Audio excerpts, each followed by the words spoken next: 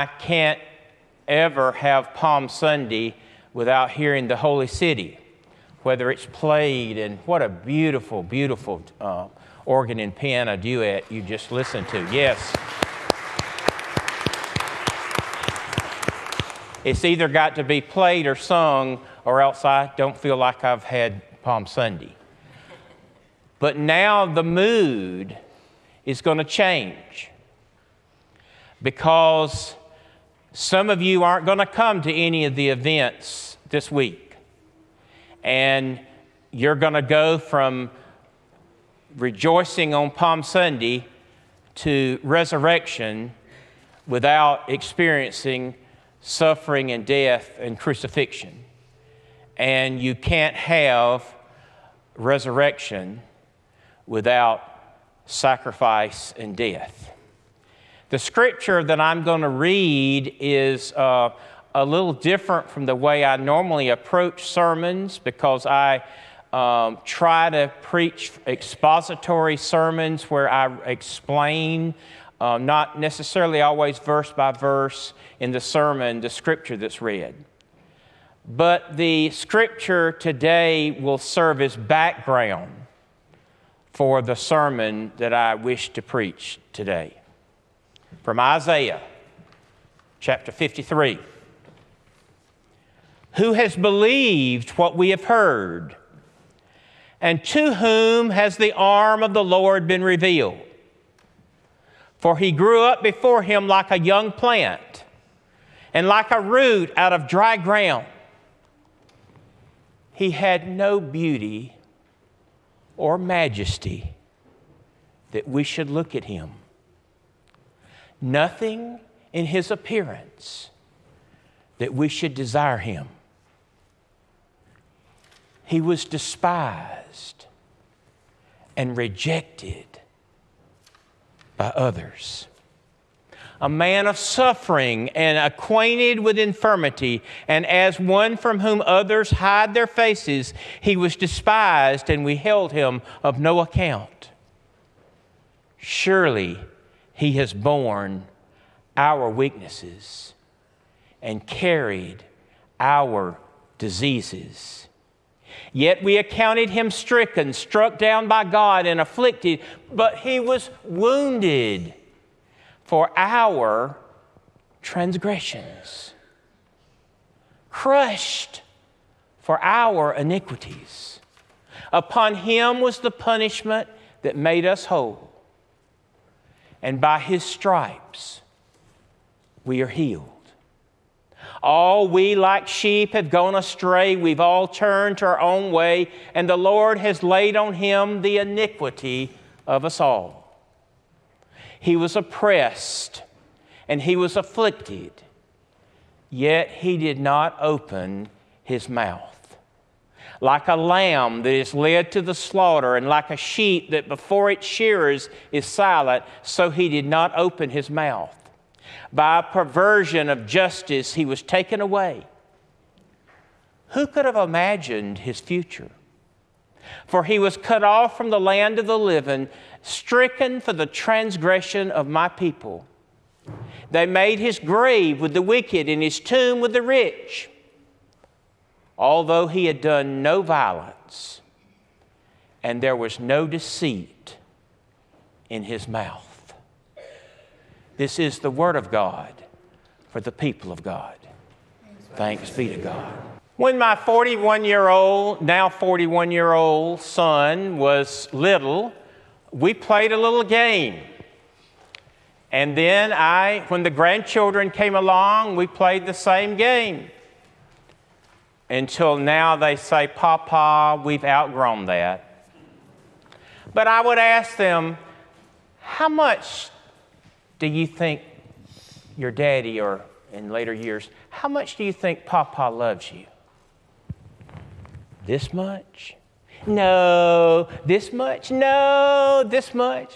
No. This much? No. This much? This much? This much? This much? This much? And they love to see me stretch out my arms as far as they could go. And then I would say, this is how much I love you. Many times during the preparation for the crucifixion, when Jesus had a chance to defend himself, he did not open his mouth. But he stretched out his arms of love on that cruel cross. And by doing so, said to each of us, this is how much I love you. There are traditionally been known as 7 last words of Jesus on the cross. You can't find all 7 in any one of the Gospels, but if you put the Gospels together, you find these words. And for a few moments today, I want us to look at these words of life and love from the cross. Jesus looked down at the crowd. I've often wondered how many of the people in the crowd were there on that first Palm Sunday. How many of them sang Hosanna? The word Hosanna means save us. And basically, when they yelled out that word, it was a prayer, save us, even though they had no idea what save us really meant. It is believed that Judas and Simon the Zealot thought that that Palm Sunday was going to be the time when Jesus proclaimed himself as an earthly king, overthrew the Roman government, and set up an earthly kingdom. It is believed by some scholars that when that did not happen, that Judas became despondent. And it was because of the surprising consequences of Palm Sunday that Judas decided to betray him. But here is a group of people. They've had a chance to let Jesus go. It was the custom of the Roman government to let one prisoner go free during the Passover. And yet, they chose Barabbas instead of the perfect Jesus. And my friends, Barabbas has been winning the day ever since. But Jesus looks down on this crowd. They don't think they've done anything wrong. They've not apologized for what they're doing. And Jesus, not waiting on the crowd to realize what they had done wrong and to ask for forgiveness, begins his time on the cross with a prayer. Father, forgive them, for they have no idea what they're doing. I've preached several sermons on forgiveness and healing. By now, some of you may think I'm being redundant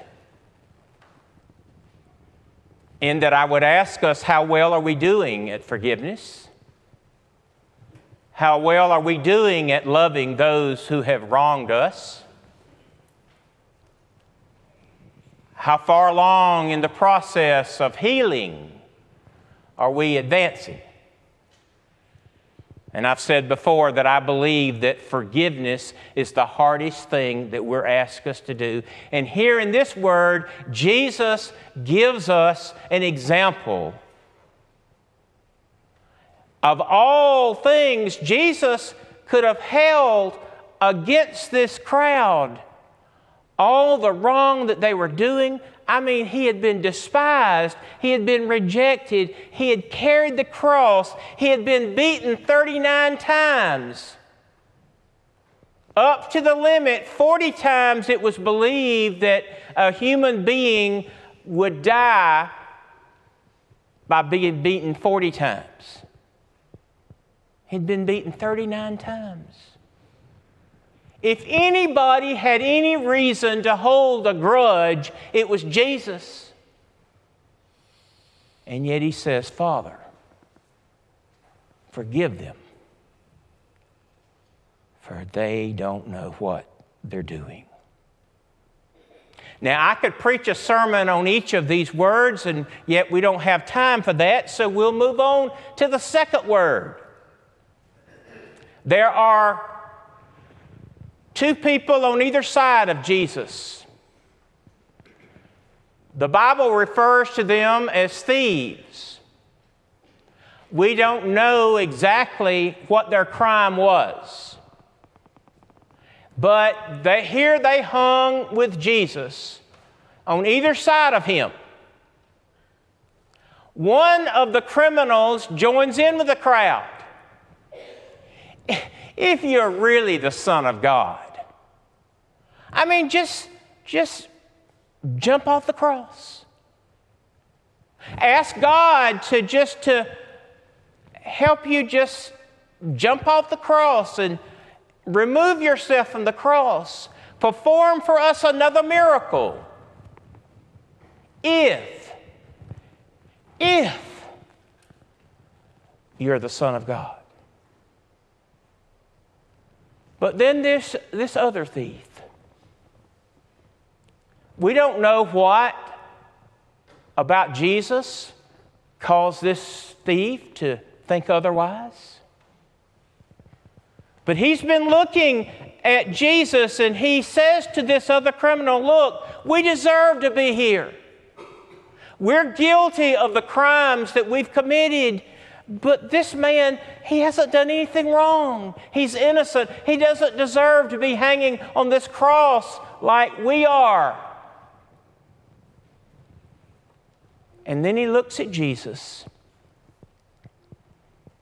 and he says, remember me whenever you come into your kingdom. And Jesus says to him, this day, he didn't say you got to go through a confirmation class. He doesn't say you've got to be baptized. Now, I'm not dismissing the importance of those things. He doesn't say you've got to be voted on by the church. He says, this very day, you will be with me in paradise. Here is this criminal a few breaths away from death. People say, can you become a Christian on your deathbed? I say yes. Why would you want to wait that long? Why would you want to miss out on the joy of what it means to live a Christian life?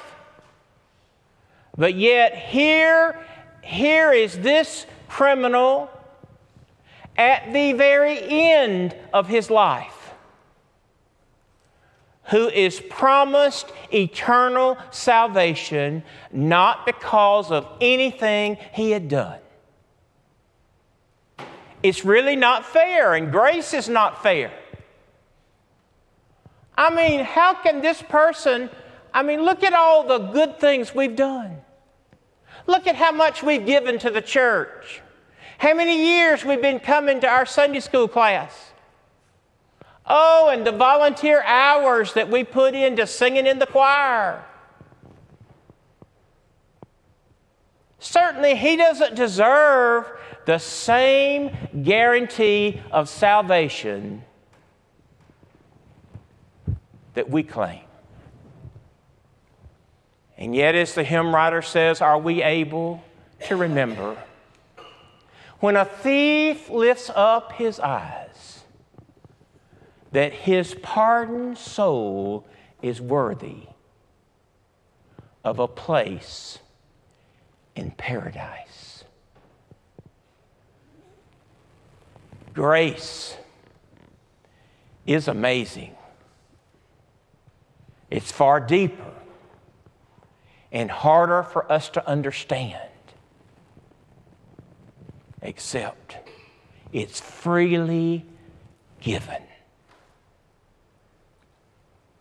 We don't know how many moments, how many hours go by between the words of Jesus, and we don't even know that they were in this particular order. But at some point, Jesus looks down at his mother. Oh my goodness, I can't even begin to imagine what she's feeling.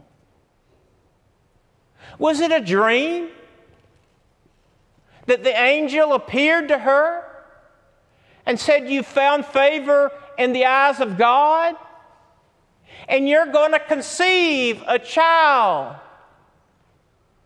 The Holy Spirit will conceive a child within you, and you shall call his name Jesus, for he shall save his people from their sins"? Was it a bad dream? Did it really happen? Has she been misguided all of this time? Jesus, as Paul Harvey used to say, knows the rest of the story. But Mary doesn't. And we find such great love and compassion that Jesus has for his mother. Standing beside her, the only disciple, the rest of them were hiding, is John. And Jesus looks at his mother and says, "Woman, behold your son." And looks at John and says, "Behold your mother." In other words, what Jesus was wanting to make sure of is that his mother was taken care of. He knows what's going to happen 3 days later. He knows that soon he will be leaving everyone and going back to heaven to be with the Father.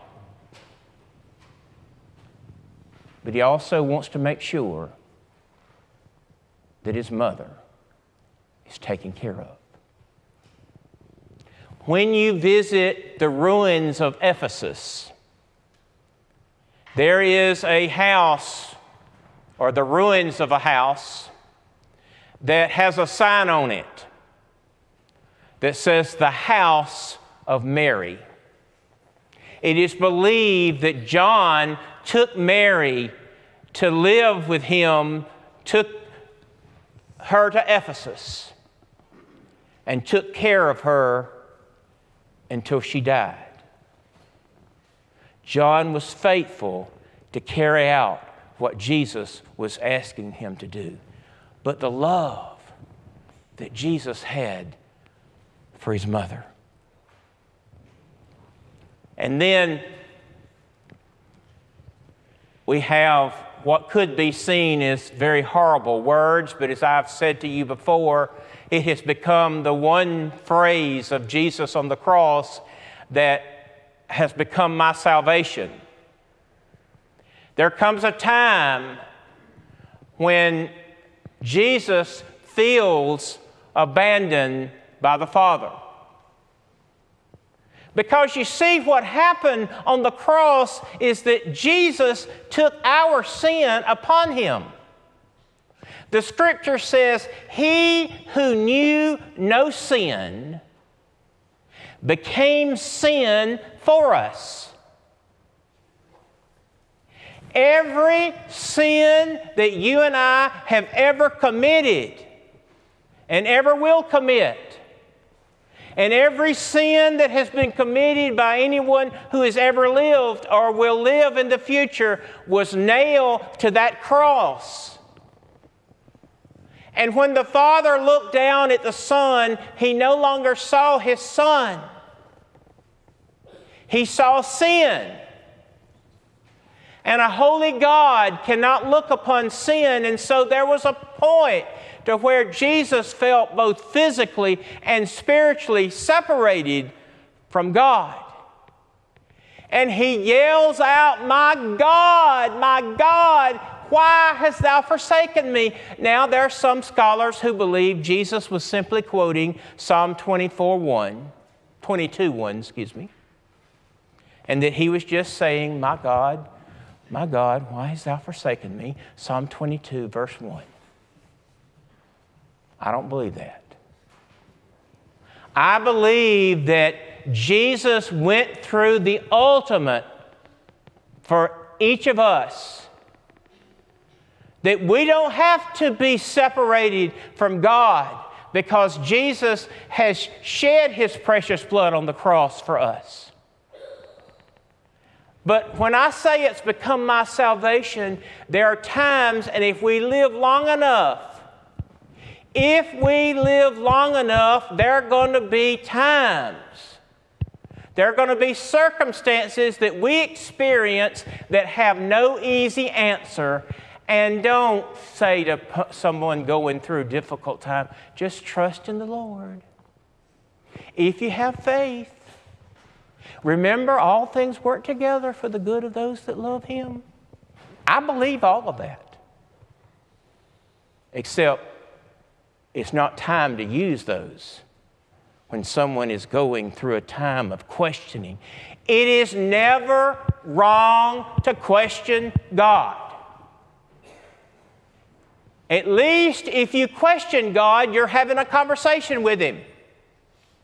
The God I serve is not some puny little God that's going to get His feelings hurt.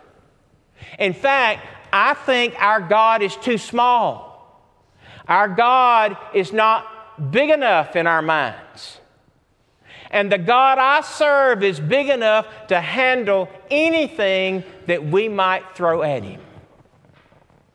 And if Jesus could ask why, certainly you and I have been given the permission to ask why. So if anybody ever tells you, oh, you're never supposed to question God. Oh, don't ask why. That's stinking thinking. And you ought to just remove yourself from that kind of thinking. Now, you can't stay there forever. But, you know, if 20 years after you've gone through a terrible experience, if you're still having a pity party, the thing I noticed about pity parties is I send out invitations and nobody wants to come to my pity party.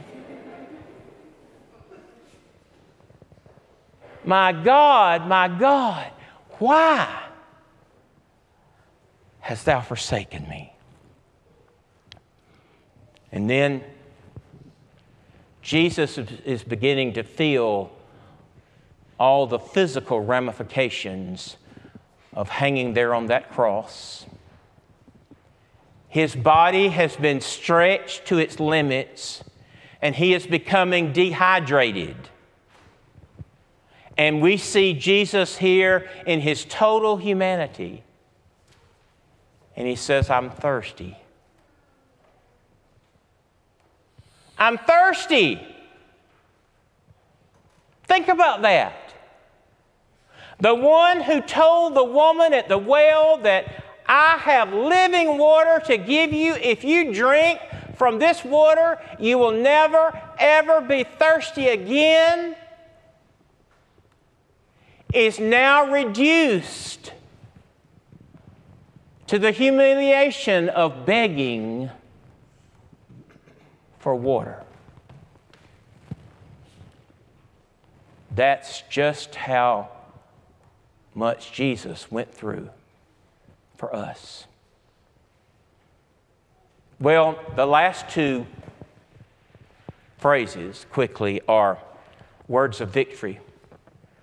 At some point, he says, "It is finished." Now, it's not like, "Oh, thank God this is over with." It's over. It's finished. The Greek word used here for "it is finished" is the word tetelestai. And when you paid a bill in full, that word would be stamped on your bill. Paid in full.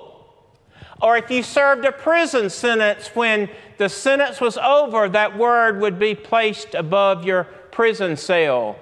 Your penalty for your sin has been paid in full.